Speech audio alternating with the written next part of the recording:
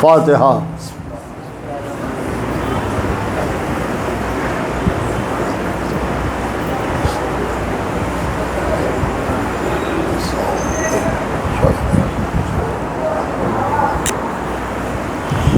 اعوذ باللہ من الشیطان اللعین الرجیم، بسم اللہ الرحمن الرحیم، والحمد للہ رب العالمین، والصلاة والسلام علی اشرف الانبیاء والمرسلین، خاتم النبیین، سید الوصیین، محب الغرباء والفقراء والمساکین، رحمۃ للعالمین، رسول الثقلین، امام الحرمین، صاحب قاب قوسین، محبوب رب المشرقین والمغربین، جد الحسن والحسین، مولانا و مولا الثقلین، ابی القاسم محمد، اہل بیتہ الطیبین الطاہرین المعصومین المظلومین المنتخبین المنتجبین، الذین عذب اللہ عنہم الرجس وطہرہم تطہیرا۔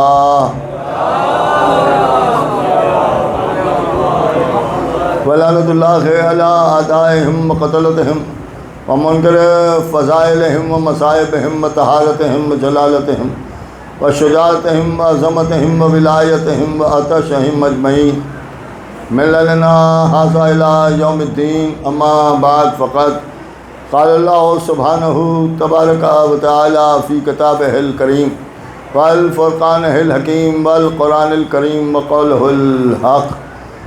بسم اللہ الرحمن الرحیم، اللہ خالق کل شیء وکل شیء علی وکیل۔ صلوات اللہ۔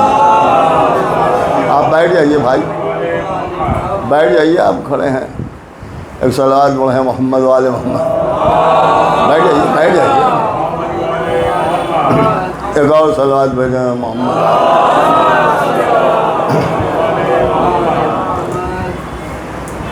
بہت مختصر سی آیہ کریمہ کہ اللہ ہر شے کا خالق ہے اور ہر شے کا حفاظت کرنے والا اور تحفظ کرنے والا بھی وہی اللہ ہے۔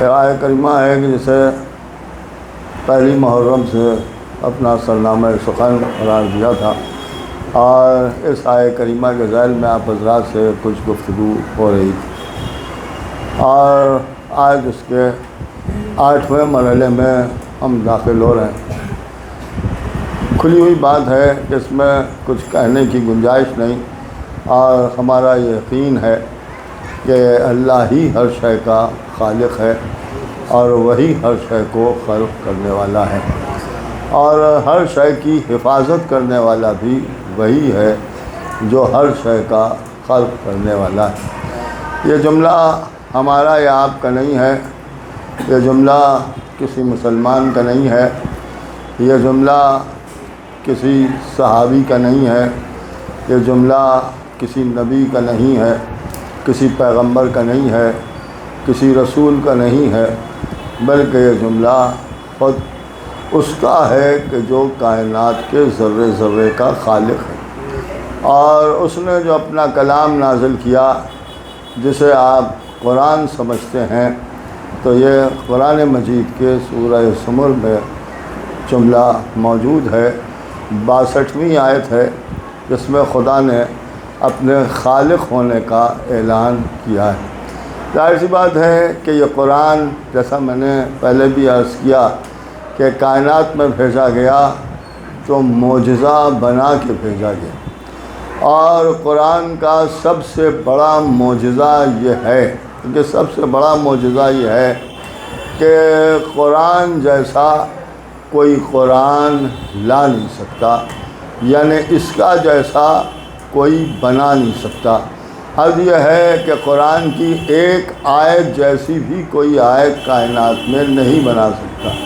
اب آپ انصاف سے بتائیں کہ سارا مسلمان اس قرآن کو معجزہ جانتا ہے جس کا جیسا کائنات نہ بنا سکے، کیونکہ جس کا جیسا کائنات نہ بنا سکے تو وہ قرآن صامت ہے۔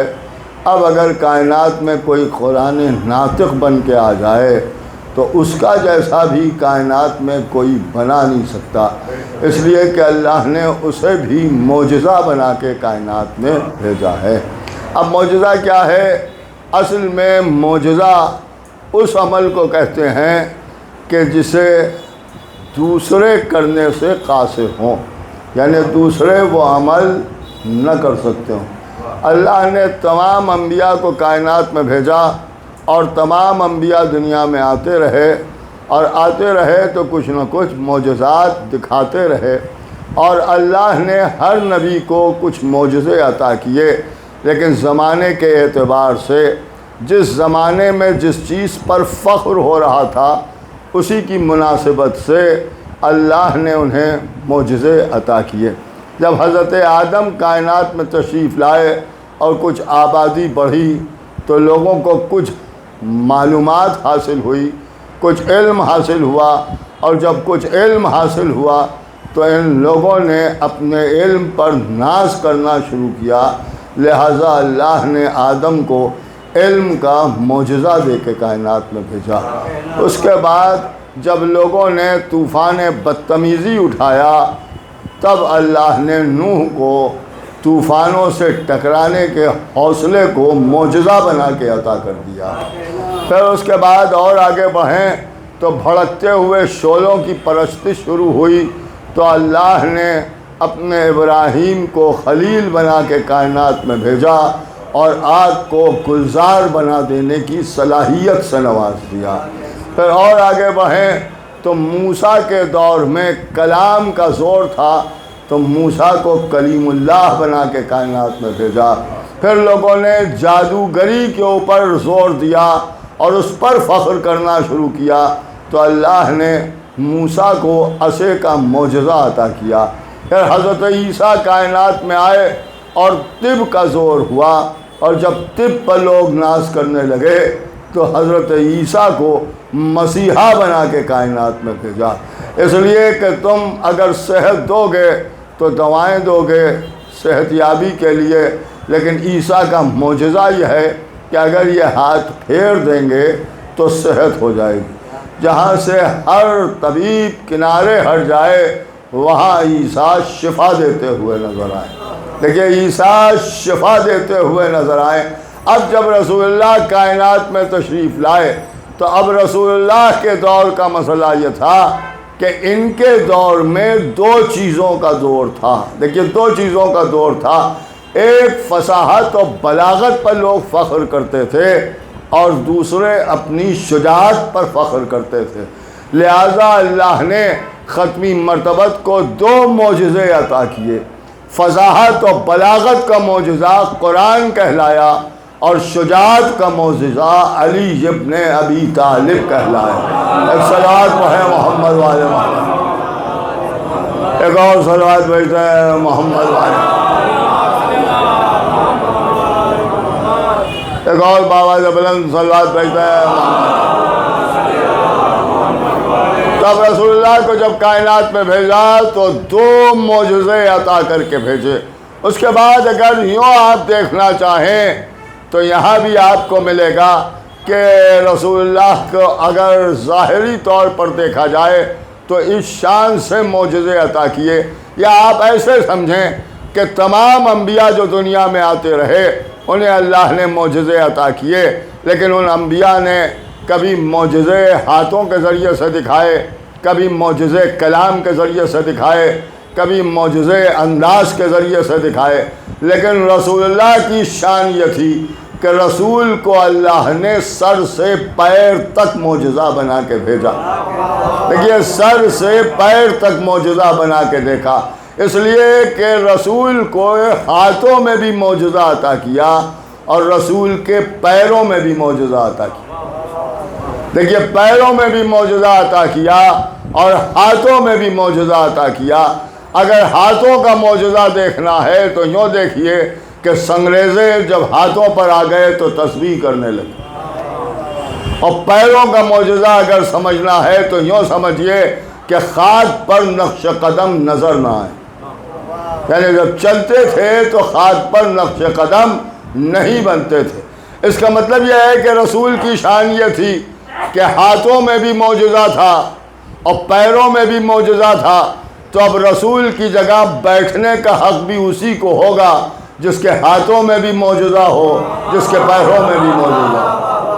دیکھیے، ہاتھوں میں بھی معجزہ ہو، پیروں میں بھی معجزہ ہو، کہ ایسا کون ہے؟ رسول اللہ خیبر لے کے چلے گئے، اور جب سب خیبر میں پہنچے تو رسول اللہ نے کہا ذرا دیکھو کہ میرا وسیع کون ہے، میرا جانشین کون ہے، اس لیے کہ میں وہ ہوں کہ ہاتھوں میں بھی معجزہ ہے، پیروں میں بھی معجزہ ہے۔ اب علی نے 2 انگلیوں سے در خیبر اکھاڑا۔ نہیں غور کر رہے ہیں آپ؟ وہ خیبر کا دروازہ جسے 40 آدمی مل کے کھولتے تھے اور بند کرتے تھے، علی نے 2 انگلیوں سے اکھاڑا۔ جملہ کہوں آپ کے سامنے، جتنی آسانی سے آپ نے سن لیا اور میں نے پڑھ لیا، اس سے زیادہ آسانی سے علی نے در خیبر اکھاڑ لیا۔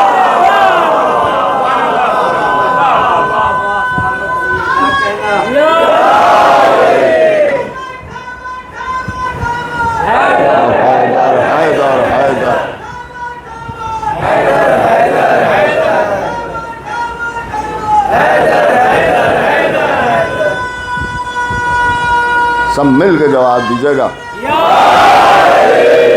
اب لگا کہ ہاں 8 محرم کو آپ نے نعرہ حیدری لگایا۔ ایک صلوات پڑھیں محمد والے تو 2 انگلیوں سے باب خیبر اکھاڑ لیا، اور پھر اس دروازے کو ہاتھوں پر لیے ہوئے ہیں۔ اگر میرے ساتھ آپ تصور میں چلیں تو ایک جملہ آپ کی سماعتوں کی نظر کر دوں۔ یہ روایت ہے اور سب نے لکھا ہے، خیبر کے میدان میں علی کا ہاتھ ہے، علی کے ہاتھ پر دروازہ ہے، اکھاڑ کے پھینک دیا تھا۔ مسلمانوں نے کہا کہ اب ہم کیا کریں، اس لیے کہ ہمیں تو اندر جانا ہے، مال لوٹنا ہے، اس لیے کہ مرحب کو تو مار نہیں سکتے تھے، سامنے آ نہیں سکتے تھے، اس لیے کہ پٹنا نہیں تھا، لہذا اب آپ نے مرحب کو مار دیا، اب ہم شیر ہیں، لہذا ہمیں خیبر کے اندر داخل ہونا ہے۔ تو علی نے فرمایا تم جاؤ، میں تو مرحب کا سر لے کے نبی کے پاس جا رہا ہوں۔ اور جیسے ہی علی نے اپنا گھوڑا موڑا، لوگوں نے آگے بڑھ کے رکابوں کو پکڑ لیا۔ یا علی، کہا کیا ہوا؟ جاؤ، مرحب تو مر گئے، آپ کیوں گھبرا رہے ہو؟ کہا بات یہ نہیں ہے، جائیں کیسے؟ کہا کیوں نہیں جا سکتے؟ کہا جائیں کیسے؟ اس لیے کہ چاروں طرف خندق کھدی ہوئی ہے، لہذا ہمیں پار تو لگائیے۔ نہیں غور کر رہے ہیں؟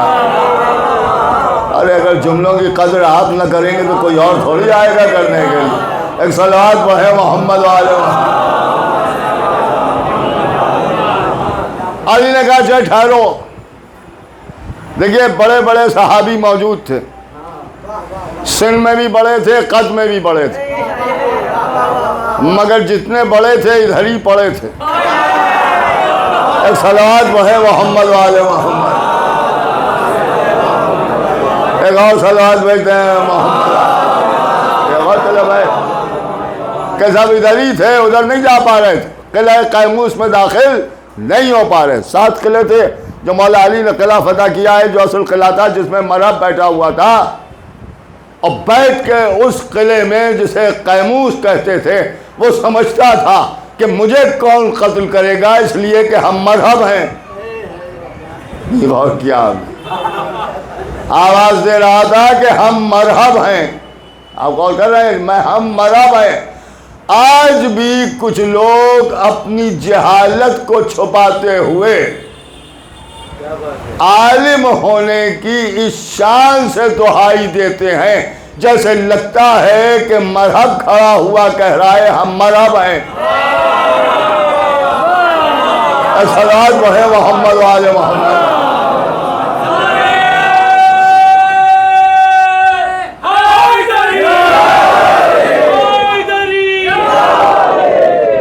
لیکن مرحب اور انتر دونوں کو قتل کر کے، یہ خدا کی قسم جملے کو سمجھیے گا، مرحب اور انتر دونوں کو قتل کر کے علی نے موت و حیات کے بیچ کا انتر ختم کر دیا۔ اے صلوات وہ ہے محمد والے محمد، ایک بابا نے بلند صلوات بھیجتے ہیں۔ یہ لفظ تو بالکل میں نے پیور ہندی کا بولا ہے، وہ بھی ہندوستان میں۔ ایک صلوات وہ ہے محمد والے محمد۔ دونوں کو قتل کیا ہے۔ ظاہر سی بات ہے کہ آپ خیبر میں مرحب کو قتل کیا ہے اور خندق میں انتر کو قتل کیا۔ کہا مرحب قتل ہو چکا ہے، پریشانی کیا ہے ادھر جانے میں، جاؤ۔ تو کہا یا علی ہم کیسے جائیں، پہنچائیے تو۔ اب روایت کہتی ہے کہ علی آگے بڑھے، در خیبر کو دیکھا۔ میں میری طرف متوجہ رہیں، خدا کی قسم آپ کے مولا کی شان بیان کر رہا ہوں، آپ کے کیا، ہمارے مولا کی شان، اس لیے کہ وہ خالی آپ کے نہیں ہیں۔ ایک صلوات وہ ہے محمد والے، اور سب کے بھی ہم نہیں مانتے ہیں۔ ایک صلوات وہ ہے محمد والے محمد، ہمارے مولا کی شان، یعنی ہم اور آپ۔ علی نے خیبر کی طرف دیکھا، اور جب دیکھا تو زمین پر پڑا ہوا در خیبر لرزا، اور جب در خیبر لرزا تو علی نے ہاتھ بڑھایا، اور جیسے ہی ہاتھ بڑھایا لوگوں نے بیان کیا کہ علی کو کچھ کہنے کی ضرورت نہ پڑی، بلکہ در خیبر اٹھا اور علی کے ہاتھوں پر آ گیا۔ اور جب علی کے ہاتھ پر آ گیا تو لشکر کو حکم دیا،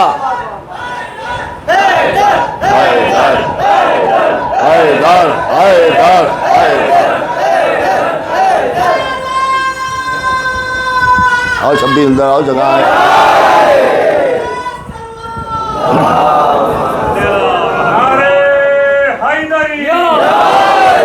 کمال محمد، کمال علی، بآواز بلند صلوات۔ دیکھیے خیبر لرزا علی کے ہاتھوں پر آ گیا۔ جب علی کے ہاتھوں پر آ گیا تو لشکر کی طرف دیکھا، اور اس کے بعد آواز دی کہ اس پر سوار ہو جاؤ۔ وہ جو کسی زمانے میں اللہ کے اوپر یقین نہ کرتے تھے، علی کی بات پر یقین کر کے در خیبر پر سوار ہو گئے،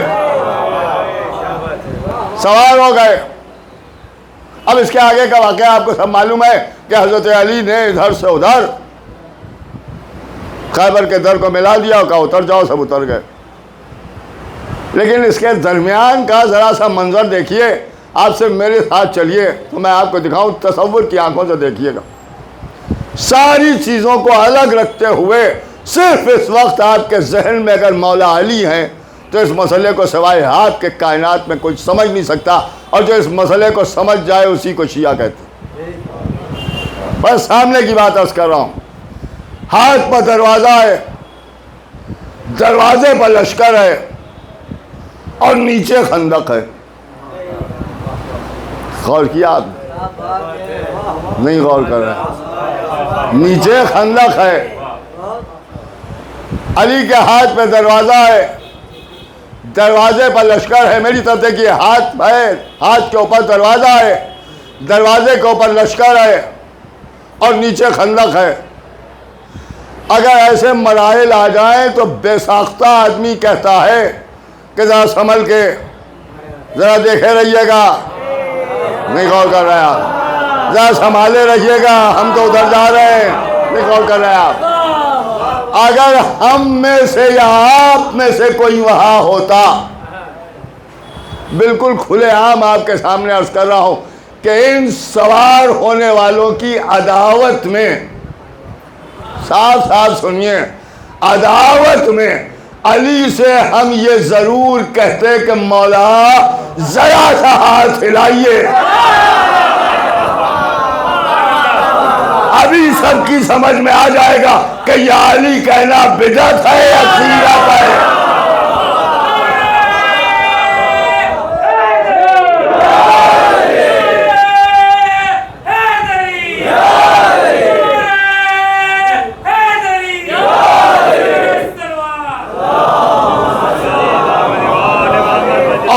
قیموس میں بہرحال پورے لشکر کو پہنچا دیا. دیکھیے پورے لشکر کو پہنچا دیا. جب یہ منظر تھا تو لوگوں نے نبی سے کہا یا رسول اللہ ذرا علی کے ہاتھوں کو تو دیکھیے. نبی کی تیوریوں پر بل پڑا, میری زندگی میں تم علی کے ہاتھوں کو دیکھ رہے ہو. میں غور کیا, علی کے ہاتھوں کو دیکھ رہے ہو. آواز دی کہ تم ہاتھوں کو نہ دیکھو, علی کے پیروں کو دیکھو.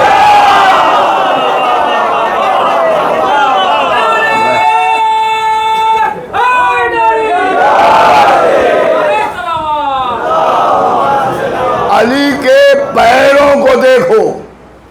نبی نے خیبر میں اعلان کر دیا کہ میرا سچا صحابی وہی ہے جس کی نظریں علی کے پیروں پر رہیں, ہاتھوں پر نہ جائیں. ایک فریاد بڑھے محمد والے محمد.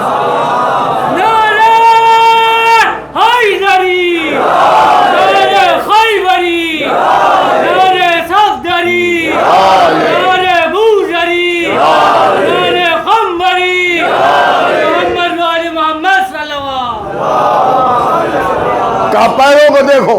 اب جو لوگوں نے دیکھا تو نے کہا پیر دوشے ہوا پر تھے.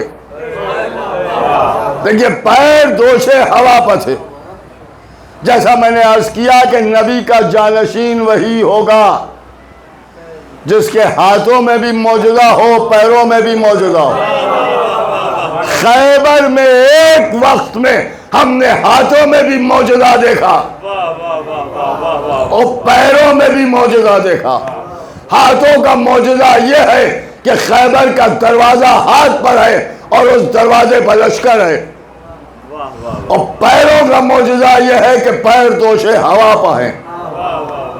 دیکھیے پیر دوشے ہوا پر ہیں. اب ظاہر سی بات ہے کہ یہ خیبر کی لڑائی آپ نے بہت سنی ہوگی. اب مزے کی بات یہ ہے کہ اس خیبر کی لڑائی میں جیت تو سارے مسلمانوں کی ہوئی تھی, مگر بیان ہم ہی کرتے ہیں. دیکھیے مگر بیان ہم ہی کرتے ہیں. اب لوگ ہم سے پوچھتے ہیں آپ کیوں بیان کرتے ہیں, کیوں بیان کرتے ہیں, کیوں بیان کرتے ہیں؟ اس لیے کہ ہمیں معلوم ہے خیبر میں کیا ہوا. میں نے کہا آپ کو معلوم ہے, ہمیں نہیں معلوم ہے. آپ کو کیسے معلوم ہوگا؟ آپ والا خیبر میں ٹکا ہوتا تو معلوم ہوتا. ایک صلوات پڑھے محمد والے محمد.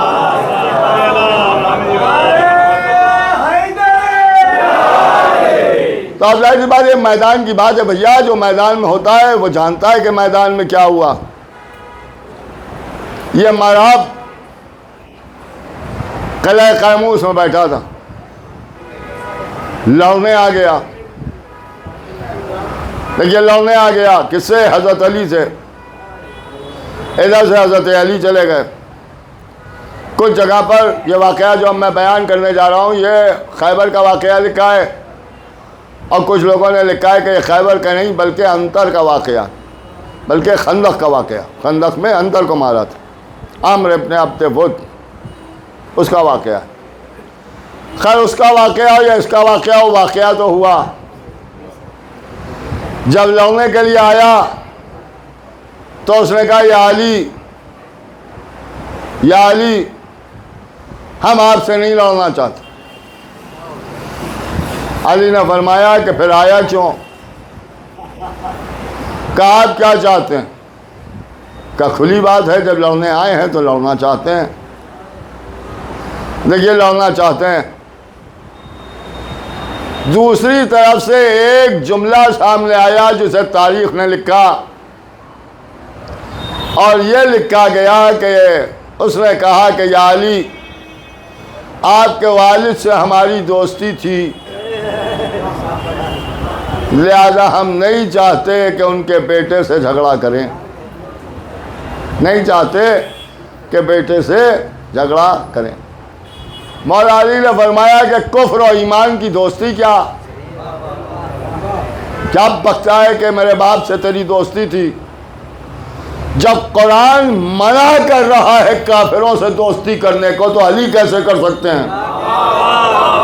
یہ علی کے بابا کیسے کر سکتے ہیں؟ مولا علی نے انکار فرمایا۔ ابن ابو الحدید معتزلی، یہ شیعہ عالم نہیں ہے، سنی عالم، انہی نے اپنے استاد، وہ بھی سنی تھے، ان سے کہا کہ ایسا ایسا واقعہ ہوا، اور اس نے کہا کہ میں ابو طالب کا دوست ہوں، ابو طالب سے دوستی رکھتا ہوں۔ تو وہ تو علی کے بابا سے دوستی رکھتا تھا۔ خدا کی قسم کیا جواب دی! اب یہ جواب میرا نہیں ہے، بلکہ ایک سنی عالم دین کا ہے۔ اب اس کی قدر آپ جیسے کرنا چاہیں۔ جب یہ کہا تو انہیں غیظ آ گیا، اور انہوں نے کہا تم میرے شاگرد ہو؟ انہوں نے ہاتھ جوڑ لیے کہ مطلب تم نہیں جانتے؟ ابو طالب سے دوستی کا کیا سوال ہوتا ہے؟ کہ اس نے کہا تھا کہ اصل میں وہ بچنے کا بہانہ بنا رہا تھا، کیونکہ علی کی تلوار کے جوہر بدر و حنین میں دیکھ چکا تھا، لہذا جانتا تھا کہ اگر ان کے مقابلے میں آئیں گے تو سوائے رسوائی کے اور کچھ نہ ملے گا، لہذا دوستی کی دھوس دے رہا تھا۔ اور پھر جب علی نے کہا کہ تو چلا جا، یہی تیرے حق میں بہتر ہوگا، اس لیے کہ میرا نام میری ماں نے حیدر رکھا ہے، کیونکہ اس نے کہا تھا کہ اس کی ماں نے اس کا نام مرحب رکھا ہے، لہذا علی نے آواز دی کہ میری ماں نے میرا نام حیدر رکھا ہے، جس سے سب ڈر رہے تھے وہ تنہا علی سے ڈر گیا۔ اور اس کے بعد اس نے گھوڑا موڑ لیا۔ راستے میں ابلیس رضی اللہ سے ملاقات ہو گئی، اور جب ان سے ملاقات ہو گئی تو انہوں نے پوچھا کہاں؟ تو کہنا واپس جا رہا ہوں۔ کیوں؟ کہا اس کا نام حیدر ہے۔ کہا اگر حیدر نام ہے تو کیا پریشانی ہے؟ کہ ماں نے خواب دیکھا تھا کہ حیدر سے نہ لڑنا۔ مرحب کی ماں نے خواب میں دیکھا تو تعبیر یہ دی کہ کبھی لڑنا نہیں حیدر سے۔ تو مسلمانوں کی اماں سے تو مرحب کی اماں اچھی تھی۔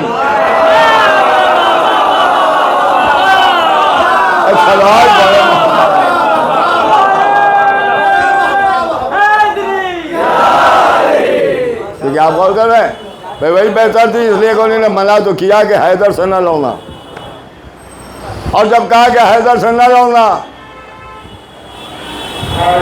لہذا اس نے کہا کہ میں جا رہا ہوں۔ عجیب جملہ کہا شیطان کہ اگر چلا جائے گا تو تیری سرداری ختم ہو جائے گی۔ کہا وہ کس لیے؟ کہا اس لیے کہ تیری قوم والے بھاگنے والے کو سردار نہیں بناتے، بھاگنے والے کو سردار نہیں بناتے۔ اور اس نے کہا ہاں یہ بات تو ٹھیک ہے، پھر آ گیا سامنے۔ دیکھیے پھر آ گیا سامنے، پوری توجہ سنیے گا، پھر آ گیا سامنے۔ اس سے دو باتیں سمجھ میں آئیں۔ ایک بات تو یہ سمجھ میں آئی کہ کبھی کبھی لوگ اپنی قیادت بچانے کے لیے آل محمد سے ٹکرا جاتے ہیں، اور جب ٹکرا جاتے ہیں تو خود بھی نہیں بچتے، جب خود رہیں گے تبھی تو قائد رہیں گے، لڑ جاتے ہیں، انجام مرحب والا ہوتا ہے۔ دوسری بات یہ سامنے آئی کہ تھے تو سب یہودی، مگر اصول یہ تھا کہ بھاگنے والے کو رہبر نہیں بنائیں گے، بھاگنے والے کو قائد نہیں بنائیں گے، بھاگنے والے کو سردار نہیں بنائیں گے۔ یہ معاملہ صرف اور صرف ہمارے مسلمانوں کی قسمت میں آیا ہے کہ جب تک بھاگے گا نہیں، خلیفہ نہیں بنائیں گے۔ ایک صلوات پڑھے محمد والے۔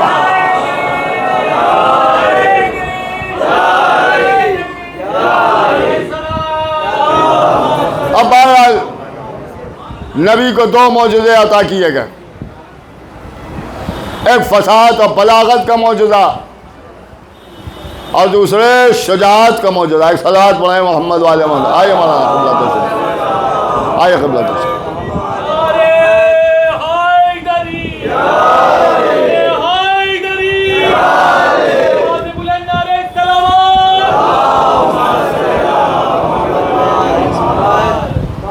ظاہر سی بات ہے کہ یہ خیبر کی لڑائی ہے، یہی نعت علی اتری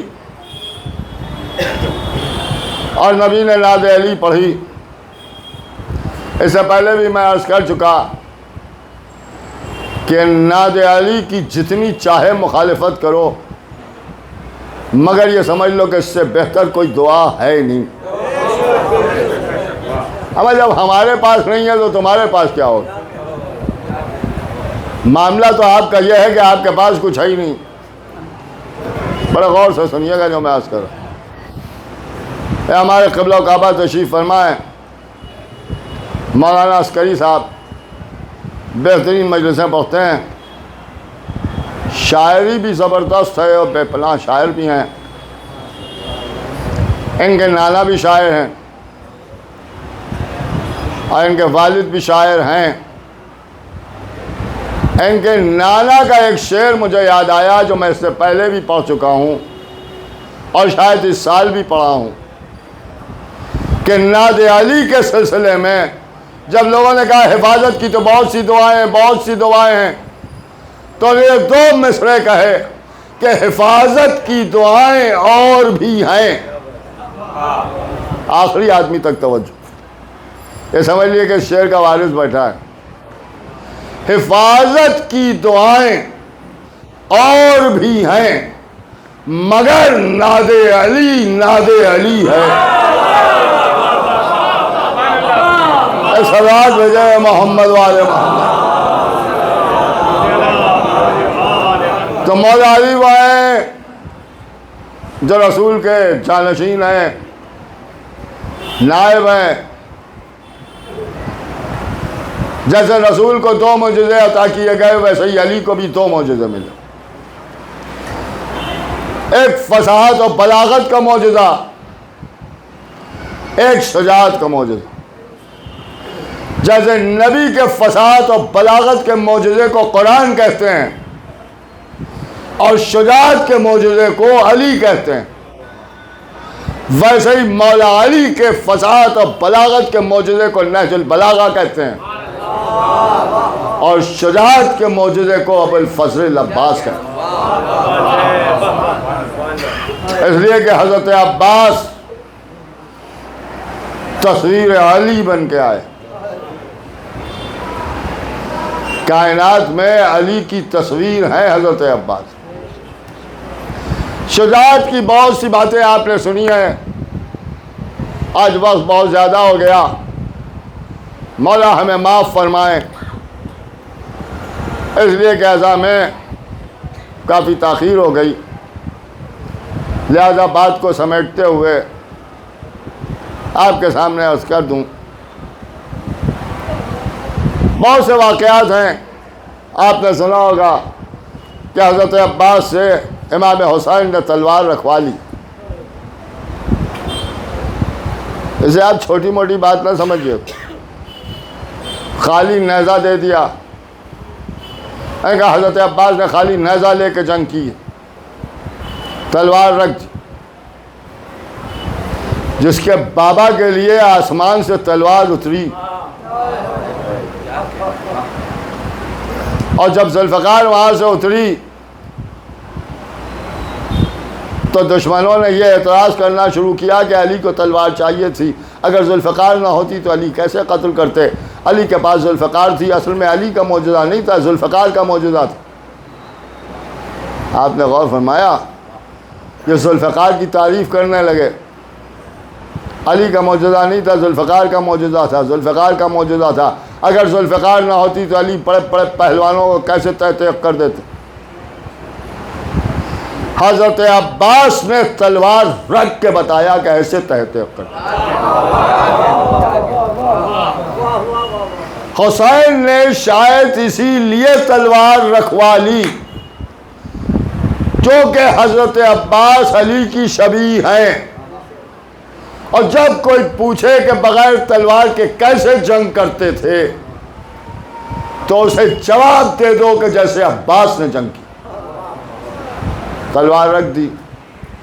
اب جب تلوار رکھ دی تو انہوں نے کہا کہ صاحب ٹھیک ہے تلوار رکھ دی لیکن نیزہ تو ہاتھ میں تھا، لہذا لوگ ہیبت کے مارے پیچھے ہٹتے تھے۔ ایک واقعہ میں شب عاشور کا آپ کو سناؤں۔ کل شب عاشور، رات میں یعنی شب عاشور، حسین اپنے اصحاب کو جمع کیے ہوئے ہیں، گفتگو ہو رہی، شہزادہ علی اکبر بھی بیٹھے ہوئے ہیں، آقا حسین گفتگو کر رہے ہیں، آقا ابو الفضل عباس بیٹھے ہوئے ہیں، ایک طرف جناب قاسم کھڑے ہوئے ہیں، جناب اون محمد موجود ہیں، تمام اصحاب جمع ہیں۔ کل کی لڑائی کے سلسلے میں گفتگو ہو رہی ہے کہ ایک مرتبہ ایک صحابی دوڑتا ہوا آیا اور آ کے کہتا ہے آقا یہ گھوڑے کی ٹاپوں کی آواز سن رہے ہیں؟ حسین نے فرمایا ہاں سن رہا ہوں۔ کا لشکر کا ایک سیلاب ہے جو ہماری طرف بڑھ رہا ہے اور یہ سب رات میں ہی جنگ کرنا چاہتے ہیں۔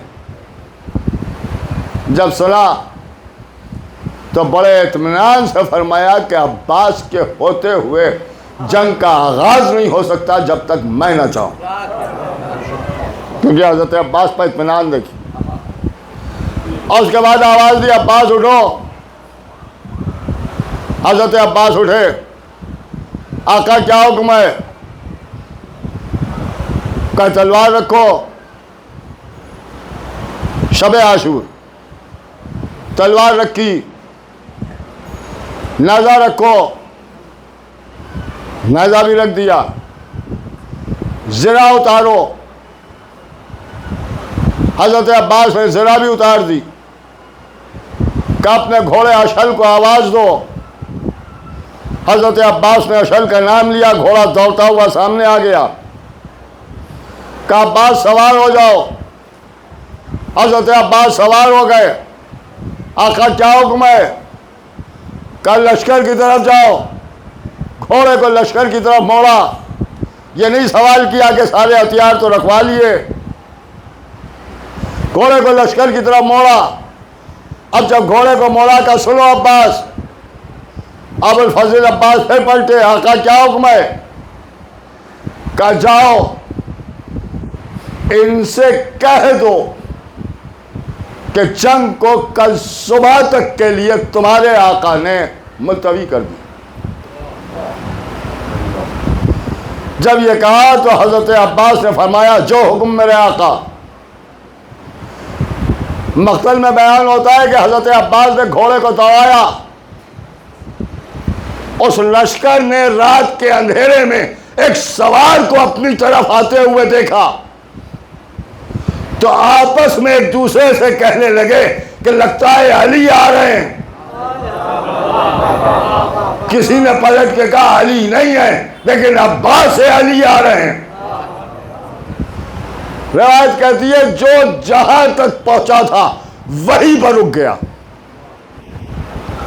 اور آگے آگے ابن زیاد تھا۔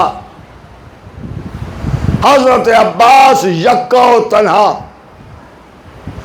لاکھوں کے لشکر کے سامنے بغیر تلوار، بغیر نیزے اور بغیر زرہ کے گھوڑا دوڑاتے ہوئے اس لشکر کے سامنے رکے، ایک تائرانہ نظر پورے لشکر پر ڈالی اور اس کے بعد ابن زیاد کو ڈھونڈا، گھوڑے کو ابن زیاد کی طرف بڑھایا، عباس کو اپنی طرف آتے ہوئے دیکھا تو ابن زیاد نے اپنے گھوڑے کو پیچھے ہٹایا۔ کیا ہیبت ہے! نیزہ بھی تو نہیں ہے، رات کی تاریکی ہے، اندھیرا ہے، زرہ بھی نہیں پہنے ہیں، نہتے ہیں حضرت عباس، مگر ہیبت کا یہ عالم ہے کہ لاکھوں کا لشکر قدم پیچھے ہٹا رہا ہے۔ تیزی سے آگے بڑھے اور اپنے گھوڑے کو اس کے گھوڑے کے بالکل قریب کر دیا. کنوتی سے کنوتی ملنے لگی. دونوں گھوڑوں کے منہ آپس میں ایک دوسرے سے ملے اور جیسے ہی ملے تو اشل کو دیکھ کے، جملہ سنیے گا، اشل کو دیکھ کے سارے لشکر کے سوار میں اپنے گھوڑوں کے شل ہو گئے. ایک صلوات پڑھیں محمد والے محمد. اور اس کے بعد انہوں نے پوچھا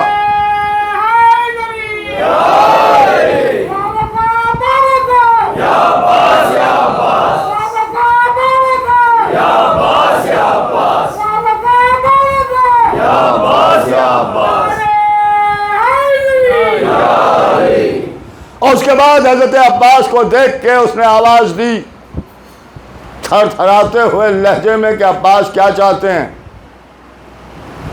حضرت عباس نے فرمایا کہ تم مجھے پہچانتے ہو اور جس سے لڑنے کے لیے آئے ہو جو میرا آقا ہے حسین، اسے بھی جانتے ہو.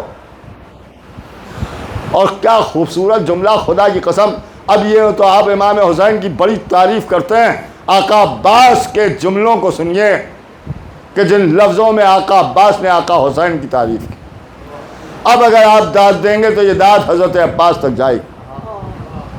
کیا جملہ ارشاد فرمایا، فرمایا تم کیا جانو کہ میرا حسین کیا ہے؟ حسین اسے کہتے ہیں، جملہ سنیے گا، حسین اسے کہتے ہیں جو زمین پر کم چلا ہے، جس میں رسالت پر زیادہ چلا.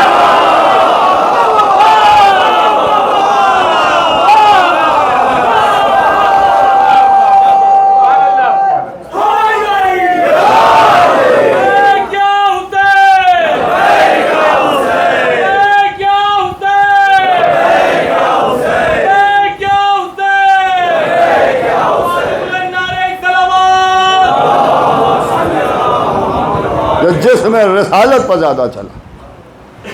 اور اس کے بعد فرمایا کہ سمجھ لو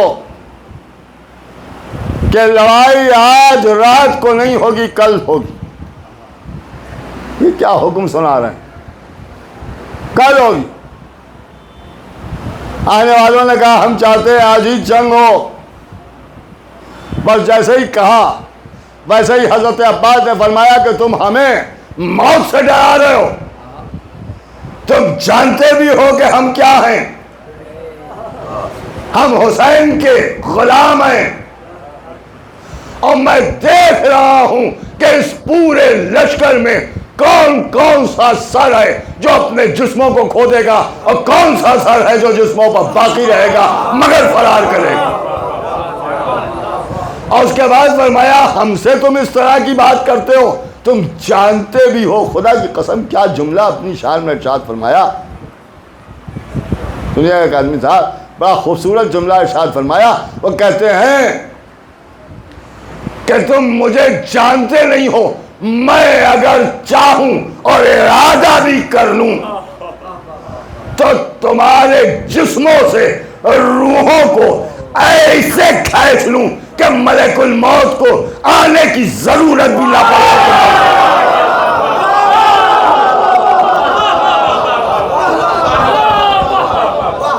ایک بابا سے بلند صلوات بھیجتے ہیں.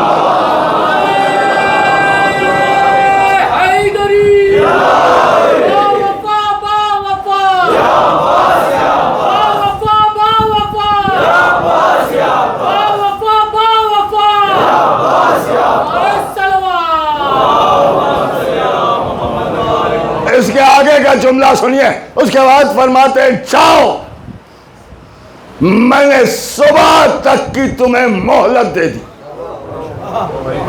سوچ سمجھ لو پھر آنا. اور تمہیں مہلت اس لیے دی ہے کہ صبح کو کوئی تمہاری طرف سے ادھر آنے والا ہے. اس جملے پر آپ نے غور کیا آج تک لوگ کہتے ہیں حسین نے ایک رات کی مہلت مانگی، حسین نے ایک رات کی مہلت مانگی۔ ابو الفضل عباس نے شب عاشور اس بات کا اعلان کر دیا کہ مانگنے والے کو حسین نہیں کہتے، حسین نے کربلا میں ایک رات کی مہلت دی ہے، مانگی نہیں۔ اور پھر یوں ہی گھوڑا موڑا، بغیر کوئی جواب سنے ہوئے اطمینان ابو الفضل عباس، گھوڑے کو موڑ لیا، آقا حسین کے پاس آئے کہ آقا کل صبح تک کے لیے جنگ کو ملتوی کر دیا۔ اصحاب نے مسکرا کے میدان کی طرف دیکھا تو میدان خالی تھا، سب چلے گئے۔ عباس اسے کہتے ہیں جو دشمن کے جواب کا بھی انتظار نہیں کرتا، جانتا ہے جو کہہ دیا ہے وہ ہو کے رہے گا۔ ایک صلوات وہ ہے محمد والے۔ لیکن عزیزوں، کربلا میں حسین نے ابو الفضل عباس کو لڑنے کی اجازت نہیں دی۔ کربلا میں چلے، تلوار کو رکھ کے چلے، مشکیزے کو علم میں باندھ کے چلے، دو ہی تو ہاتھ تھے، ایک ہاتھ میں مشکیزہ تھا، علم تھا، دوسرے ہاتھ میں نیزہ تھا، گھوڑے پر سوار ہیں، فرات میں اترے، اور پھر گھوڑا بھی پیاسا نکل آیا، پلٹے، دہنا شانہ قلم ہوا، بایاں شانہ قلم ہوا، تیر مشکیزے پر لگا، گھوڑے کو موڑا، سر پر گرز لگا، زمین کی طرف چلے۔ بس اس منزل کو سن لیجئے اور مجلس تمام۔ اب اگر سال بھر زندہ رہے تو پھر آقا عباس کا ماتم کریں گے۔ زمین کی طرف چلے۔ ایک ذاکر نے کربلا میں ابو الفضل عباس کے مصائب بیان کیے، مصائب بیان کر کے ایک کامیاب مجلس پہنچے۔ وہ اپنے بستر پر پہنچا، خواب میں دیکھا کہ بی بی فضہ آئی ہیں اور آگے کہہ رہی ہیں حسین کے ذاکر تو آزادی فرماتی ہیں کہ تو نے آج میرے عباس کے مصائب نہیں پڑھے۔ ذاکر کہتا ہے کہ میں نے تو آج آقا عباس ہی کے مصائب پڑھے ہیں، شاید کسی خاص مصیبت کی طرف اشارہ کرنا مقصود ہو، ذرا بتائیں کہ وہ کون سی مصیبت سننا چاہتی ہیں۔ یہ سن کے فضہ چلی گئی، کچھ دیر کے بعد روتی ہوئی آئی اور آگے کہتی ہے حسین کے ذاکر کیا پوچھ لیا؟ اس لیے کہ ہماری شہزادی بیان کرتے کرتے غش کھا کے گر گئی، اور شہزادی کہتی ہے کہہ دو میرے حسین کے ذاکر سے کہ تم نے ساری مصیبتیں بیان کی مگر وہ تو بیان ہی نہ کیا جو اصل مصیبت تھی۔ یہ ذاکر کہتا ہے میں نے پوچھا کیا بتایا؟ کہ انہی نے یہ فرمایا ہے کہ جب کوئی شہید گھوڑے سے زمین پر گرتا تھا سب سے پہلے اپنے ہاتھوں کا سہارا لیتا تھا۔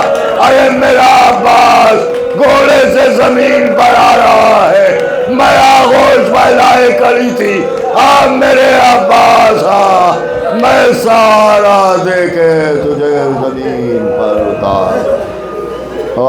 حسین سیالم الذین ظلموا وقامت